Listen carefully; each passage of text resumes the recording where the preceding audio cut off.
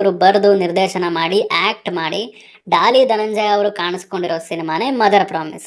Trailer review ಅಲ್ಲಿ ಹೇಳಿದ್ದೆ ಎಷ್ಟು ರಿಲೇಟಬಲ್ ಇದೆ ನೋಡಿ ಸಿನಿಮಾದ ಟೈಟಲ್ ಅಂತ. ಸಿನಿಮಾ ಕೂಡ ಅಷ್ಟೇ ರಿಲೇಟಬಲ್ ಆಗಿದೆ. ಬನ್ನಿ ಇನ್ ಡೀಟೇಲ್ ಆಗಿ ಮಾತಾಡ್ಕೊಂಡು ಬರೋಣ ಹೇಗಿತ್ತು ಸಿನಿಮಾ ಅಂತ. ಆದ್ರೆ ಅದಕ್ಕಿಂತ ಮುಂಚೆ ಚಾನಲ್ಗೆ ಫಸ್ಟ್ ಟೈಮ್ ಬಂದಿದ್ರೆ ವಿಡಿಯೋನ ಫುಲ್ ನೋಡಿ, ಇಷ್ಟ ಆದರೆ ಮಾತ್ರ ಸಬ್ಸ್ಕ್ರೈಬ್ ಮಾಡಿಕೊಂಡು ಸಪೋರ್ಟ್ ಮಾಡಿ. ಸಿನಿಮಾದಲ್ಲಿ ನನಗೆ ಇಷ್ಟ ಆಗಿದ್ದು ಇದರ ರೈಟಿಂಗ್. ತುಂಬಾ ಲಾಜಿಕ್ ಎಲ್ಲ ಹುಡ್ಕೋದಕ್ಕೆ ಹೋಗ್ಬಿಡಿ, ಇದೊಂದು ಕ್ಲೀನ್ ಕಾಮಿಡಿ ಎಂಟರ್ಟೈನರ್.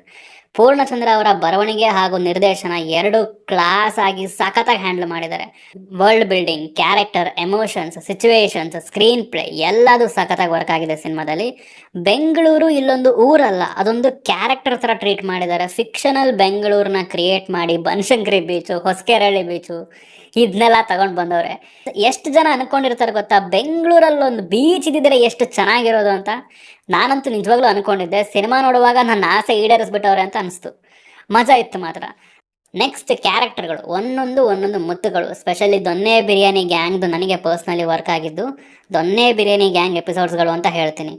ಅಲ್ಲಿ ಎಮೋಷನಲ್ ಸೈಡ್ಗಿಂತ ಜಾಸ್ತಿ ಫನ್ ಸೈಡ್ ಇತ್ತು.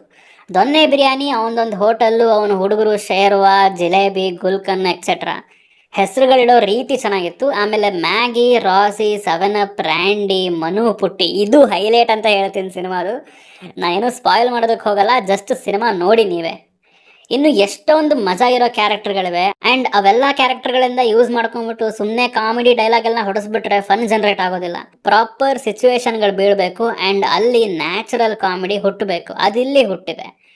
ಸ್ಕ್ರೀನ್ ಪ್ಲೇ ಸ್ಟೈಲ್ ಚೆನ್ನಾಗಿದೆ. ಎಸ್ಪೆಷಲಿ ಅದು ಮಜಾ ಅನ್ಸೋಕೆ ಶುರುವಾಗೋದು ಸೆಕೆಂಡ್ ಹಾಫ್ನಲ್ಲಿ. ಏನು ಅಂತ ಮೆನ್ಷನ್ ಮಾಡೋದಕ್ಕೆ ಹೋಗೋದಿಲ್ಲ, ಬಟ್ ಅಲ್ಲಿ ಸಿನಿಮಾದ ನರೇಷನ್ ಸ್ಟ್ರಾಂಗ್ ಆಗ್ತಾ ಹೋಗುತ್ತೆ. ನೋಡೋ ಆಡಿಯನ್ಸ್ಗೆ ಫನ್ ಜೊತೆಗೆ ಸ್ಟೋರಿ ಟೆಲ್ಲಿಂಗ್ ಕೂಡ ಮುಂದೆ ಸಾಗ್ತಾ ಹೋಗುತ್ತೆ. ಕಥೆಯಲ್ಲೂ ಇನ್ವೆಸ್ಟ್ ಆಗೋ ಥರ ಮಾಡಿದ್ದಾರೆ. ರಿಲೇಟಬಲ್ ಫ್ಯಾಕ್ಟರ್ಸ್ ಜಾಸ್ತಿ ಇದೆ. ಗಂಡು ಮಕ್ಕಳಿಗೆ ಫಸ್ಟ್ ಬೈಕ್ ಅನ್ನೋದು ಎಷ್ಟು ಇಂಪಾರ್ಟೆಂಟ್, ಯಾಕೆ ಇಂಪಾರ್ಟೆಂಟ್, ಅದಕ್ಕೂ ತಾಯಿ ಎಮೋಷನ್ಗೂ ಎಷ್ಟು ಬಾಂಡ್ ಇರುತ್ತೆ ಅನ್ನೋದನ್ನು ತುಂಬ ಚೆನ್ನಾಗಿ ಕನ್ವೆ ಮಾಡಿದ್ದಾರೆ. ಹುಡುಗರು ಚೆನ್ನಾಗಿ ರಿಲೇಟ್ ಆಗ್ತಾರೆ ಅದಕ್ಕೆ.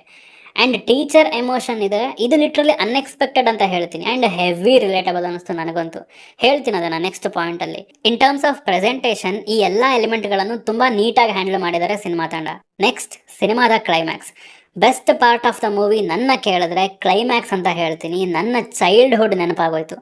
ಅದರ ಬರವಣಿಗೆ, ಅಲ್ಲಿರೋ ಡ್ರಾಮಾ, ಅಲ್ಲಿ ಬಿದ್ದಿರೋ ಪರ್ಫಾರ್ಮೆನ್ಸಸ್ ಸೂಪರ್ ಅಂತೀನಿ. ಈಗಲೂ ನಮ್ಮಗಳಿಗೆ ನಮ್ಮ ಸ್ಕೂಲ್ ಟೀಚರ್ ಎದುರಿಗೆ ಸಿಕ್ಕರೆ ಎಲ್ಲಾದರೂ ಹೊರಗಡೆ ನಮ್ಮಲ್ಲೊಂದು ಭಯ ಇರುತ್ತೆ. ಆ ಒಂದು ಮರ್ಯಾದೆ ಅನ್ನೋದನ್ನು ಕೊಟ್ಟೇ ಕೊಡ್ತೀವಿ, ಅದು ತಾನಾಗ್ತಾನೆ ಹುಟ್ಟುತ್ತೆ. ಆ ಒಂದು ಇನೋಸೆನ್ಸ್ ನಮ್ಮೆಲ್ಲರಲ್ಲೂ ಇದೆ. ಆ್ಯಂಡ್ ಈ ಒಂದು ಪಾಯಿಂಟ್ನ ತಂದು ಅಲ್ಲಿ ಹೇಳಿರೋ ಮೆಸೇಜ್, ಅದನ್ನು ಪ್ರೆಸೆಂಟ್ ಮಾಡಿರೋ ರೀತಿ, ಪರ್ಫಾರ್ಮೆನ್ಸಸ್ ನನಗೆ ತುಂಬ ಇಷ್ಟ ಆಯಿತು. ನಾವೆಲ್ಲರೂ ಚಿಕ್ಕವರಿದ್ದಾಗ ಏನೇನು ಆಗಬೇಕು ಅಂತ ಅಂದ್ಕೊಂಡಿದ್ವಿ, ಇವತ್ತೇನೇನಾಗಿದ್ದೀವಿ, ಯಾಕೆ ಆಗಿದ್ದೀವಿ, ಈಗ ಬಾಳ್ತಿರೋ ಜೀವನದಲ್ಲಿ ಸಣ್ಣ ಸಣ್ಣ ವಿಚಾರಕ್ಕೂ ನಾವುಗಳು ಸೀರಿಯಸ್ ಆಗಿ ಏನೇನು ಆಗಿಬಿಡ್ತಾ ಇದ್ದೀವಿ. ಇತ್ತೀಚೆಗಂತೂ ಕೆಲವರು ಮೃಗಗಳಿಗಿಂತ ವರ್ಸ್ಟಾಗಿ ಬಿಹೇವ್ ಮಾಡ್ತಾ ಇದ್ದಾರೆ. ನೋಡ್ತಿದ್ದೀವಲ್ಲ ದಿನ ಸೋಷಿಯಲ್ ಮೀಡಿಯಾದಲ್ಲಿ. ಸಣ್ಣ ಸಣ್ಣ ವಿಚಾರಕ್ಕೂ ಮನುಷ್ಯತ್ವ ಕಳ್ಕೊಂಡು ಪ್ರಾಣಗಳೇ ತೆಗಿತಾ ಇದ್ದಾರೆ.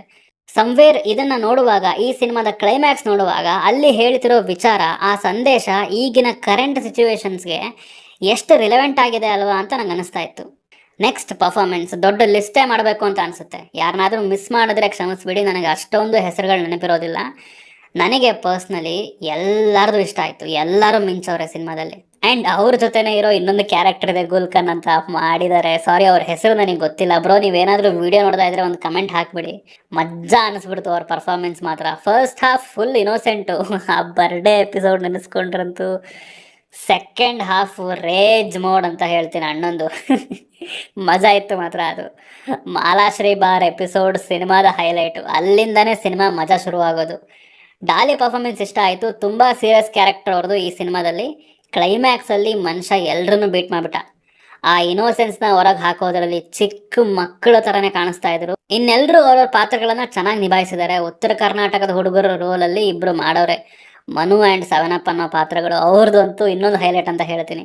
ಇನ್ನೊಂದು ಮೇಜರ್ ಹೈಲೈಟ್ ಏನಪ್ಪ ಅಂತಂದರೆ ಮ್ಯೂಸಿಕ್. ನವನೀತ್ ಶ್ಯಾಮ್ ಒಂದು ವೈಬ್ ಕೊಟ್ಟಿದ್ಯಾ ಗುರು ಸಿನಿಮಾಗೆ ನೀನು. ಸಾಂಗ್ಸ್ಗಳು ಸೂಪರ್ ಆಗಿವೆ.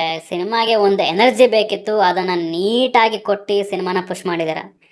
ಇನ್ನು ಸಿನಿಮಾದಲ್ಲಿ ನನಗೆ ಕಷ್ಟ ಆಗಿದ್ದು ಎಸ್ಟಾಬ್ಲಿಷ್ಮೆಂಟ್ ಇನ್ನೂ ಬೆಟರ್ ಇರ್ಬೋದಿತ್ತು ಅಂತ ಅನ್ನಿಸ್ತು, ಸ್ಪೆಷಲಿ ಪಾತ್ರಗಳದ್ದು. ಅವ್ರಗಳ ಮಧ್ಯೆ ಇರೋ ರಿಲೇಶನ್ಶಿಪ್ ಕನೆಕ್ಷನ್ಗಳು ಇನ್ನೊಂದು ಸ್ವಲ್ಪ ನೀಟಾಗಿ ಕನ್ವೆ ಮಾಡಿದಿದ್ರೆ ಚೆನ್ನಾಗಿರೋದು ಅಂತ ಅನಿಸ್ತು. ಸಿನಿಮಾದಲ್ಲಿರೋ ಒಂದು ಮುಖ್ಯ ಪಾತ್ರದ್ದು ಮದರ್ ಸೆಂಟಿಮೆಂಟ್ ನನಗೆ ಅಷ್ಟೊಂದು ವರ್ಕ್ ಆಗಲಿಲ್ಲ. ಇವನ್ ಫ್ರೆಂಡ್ಶಿಪ್ ಕೂಡ ನನಗೆ ಅಷ್ಟೊಂದು ವರ್ಕ್ ಆಗಲಿಲ್ಲ. ಎಲ್ಲೋ ಒಂದು ಸ್ವಲ್ಪ ಇನ್ನೂ ಚೆನ್ನಾಗಿ ತೋರಿಸ್ಬೋದಿತ್ತು, ಚೆನ್ನಾಗಿ ಎಸ್ಟಾಬ್ಲಿಷ್ ಮಾಡ್ಬೋದಿತ್ತು ಅಂತ ಅನ್ನಿಸ್ತು ಫ್ಲ್ಯಾಶ್ ಬ್ಯಾಕ್ ಎಪಿಸೋಡ್ಗಳನ್ನು. ಗೊತ್ತಿಲ್ಲ, ಜಾಸ್ತಿ ಅದನ್ನೇ ಹೇಳ್ಕೊಂಡು ಹೋದರೆ ರಿಪೀಟ್ ಅನ್ಸ್ಬಿಡುತ್ತಾ, ಫ್ರೆಶ್ನೆಸ್ ಇರೋದಿಲ್ವಾ ಅಂತ ಈ ಕ್ರಿಯೇಟಿವ್ ಚಾಯ್ಸ್ನ ತಗೊಂಡಿದ್ದಾರೋ ಗೊತ್ತಿಲ್ಲ. ಬಟ್ ಅದೆಲ್ಲೋ ನನಗೆ ಒಂದು ಸ್ವಲ್ಪ ಎಮೋಷ್ನಲ್ ಕನೆಕ್ಷನ್ ಅನ್ನೋದು ಮಿಸ್ ಹೊಡಿತು. ಇವನ್ ಅವರೊಂದು ಕಳ್ಕೊಂಡಾಗ ನನಗೆ ಅದು ಅಷ್ಟೊಂದು ಫೀಲ್ ಆಗಲಿಲ್ಲ, ಯಾಕೆಂದರೆ ನಾನು ಅಷ್ಟೊಂದು ಕನೆಕ್ಟ್ ಆಗಲಿಲ್ಲ ಅದಕ್ಕೆ. ಇನ್ನು ಸಿನಿಮಾ ಶುರುವಾಗಿ ಕತೆ ಒಳಗೆ ಎಂಟ್ರ್ ಆಗೋದಕ್ಕೆ ಒಂದು 20 ನಿಮಿಷ ತಗೋತಾರೆ, ಅದಾದ್ಮೇಲೆ ಚೆನ್ನಾಗಿದೆ. ಬಟ್ ಆ ಫಸ್ಟ್ 20 ನಿಮಿಷ ಸ್ವಲ್ಪ ಸ್ಲೋ ಅಂತ ಅನಿಸುತ್ತೆ. ಓವರಾಲ್ ಆಗಿ ಹೇಳಬೇಕಂದ್ರೆ ನಾನು ಈ ವರ್ಷ ಕನ್ನಡದಲ್ಲಿ ಒಂದು ಬೆಸ್ಟ್ ಥಿಯೇಟ್ರಿಕಲ್ ಎಕ್ಸ್ಪೀರಿಯನ್ಸ್ಗೆ ವೆಯ್ಟ್ ಮಾಡ್ತಾ ಇದ್ದೆ, ಆ್ಯಂಡ್ ಅದು ಈ ಸಿನಿಮಾದಿಂದ ಸಿಕ್ಕಿದೆ. ಇದೊಂದು clean time pass comedy entertainer ಅಂತ ಹೇಳ್ತೀನಿ. ಒಂದು ಚೂರು ವಲ್ಗರ್ ಕಾಮಿಡಿ ಇಲ್ಲ, ಡಬಲ್ ಮೀನಿಂಗ್ ಅಂತೂ ಇಲ್ಲವೇ ಇಲ್ಲ. ಫ್ಯಾಮಿಲಿ ಫ್ರೆಂಡ್ಸ್ಗಳ ಜೊತೆ ಹೋಗಿ ಆರಾಮಾಗಿ ನೋಡಿ ಎಂಜಾಯ್ ಮಾಡ್ಕೊಂಡು ಬರ್ಬೋದು. ನನ್ನ ಪ್ರಕಾರ ಇದೊಂದು ಒಳ್ಳೆ time pass film, must watch ಇನ್ ಥಿಯೇಟರ್ಸ್ ಅಂತ ಹೇಳ್ತೀನಿ. ಓ ಟಿ ಟಿಗೆಲ್ಲ ಕಾಯಬೇಡಿ, ನಿಮ್ಗೆ ಅದೇ ಎಕ್ಸ್ಪೀರಿಯೆನ್ಸ್ ಓ ಟಿ ಟಿಲಿ ಸಿಗುತ್ತೆ ಅಂತ ನಾನು ಹೇಳೋದಕ್ಕೆ ಹೋಗಲ್ಲ. ಥಿಯೇಟರ್ಸ್ನ ಪ್ರಿಫರ್ ಮಾಡಿ, ಫುಲ್ಲು ಜನ ಇರೋ ಥಿಯೇಟ್ರಲ್ಲಿ ನೋಡಿದ್ರೆ ಅದೊಂದು ಮಜಾ ಅಂತ ಹೇಳ್ತೀನಿ.